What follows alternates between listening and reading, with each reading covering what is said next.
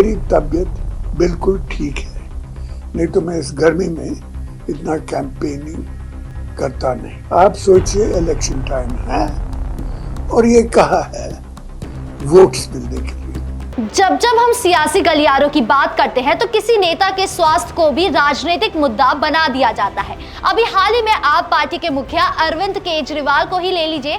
Tihar jail के अंदर उनका शुगर लेवल बढ़ने घटने का सिलसिला आप पार्टी द्वारा इतना बढ़ा दिया गया कि यहां तक कह दिया गया कि केजरीवाल को मारने की साजिश रची जा रही है। हालांकि 1 जून तक अरविंद केजरीवाल जमानत पर जेल से बाहर है और बिल्कुल फिट एंड फाइन है। लेकिन बात यहाँ एक नेता की नहीं है। हर पार्टी में स्वास्थ्य को लेकर राजनीति देखी जाती है। कभी किसी बीमार नेता को मिलने के लिए कोर्ट का दरवाजा खटखटाना पड़ता है, तो कभी बीमारी बताकर सहानुभूति भी ले ली जाती है।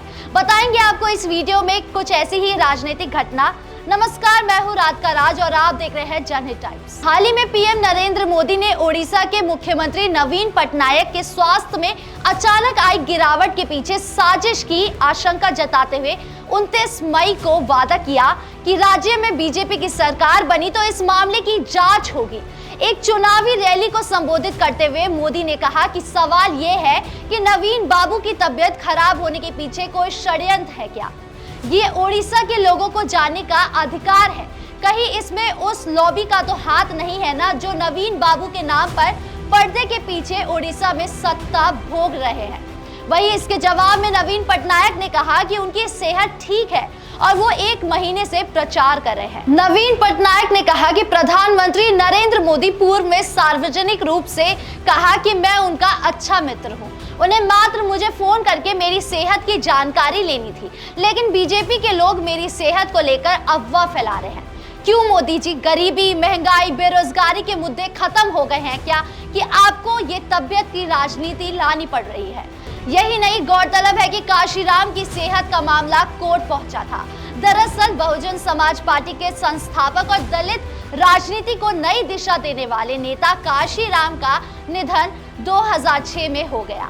हालांकि काशीराम के निधन से पहले उनकी सेहत और परिवार के साथ रहने को लेकर काफी विवाद हुआ था और मामला कोर्ट में भी पहुंच गया था। काशीराम की मां ने अपने बीमार बेटे से मिलने की इजाजत देने और उन्हें जरूरी मेडिकल सुविधाएं मुहैया कराने की मांग को लेकर याचिका दाखिल की थी।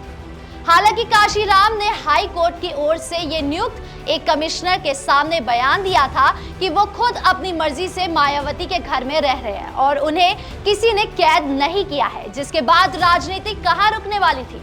दरअसल काशीराम के परिवार वालों की ओर से कोर्ट में पेश हुए सीनियर एडवोकेट गोपाल सुब्रमण्यम ने कहा कि काशीराम पिछले साल से बीमार चल रहे हैं। मायावती ने काशीराम से मिलने की इजाजत उनकी मां और उनके भाई को भी नहीं दी है। और न केवल ये किस्से, ऐसा राजनीति में कई बार देखा गया है। क्या किसी की बीमारी या तबियत को राजनीतिक मुद्दा बनाना चाहिए? आपको क्या लगता है? कमेंट बॉक्स में जरूर बताएं और देश की तमाम बड़ी खबरों से जुड़े रहने के लिए जनहित टाइम्स को सब्सक्राइब करना ना भूलें।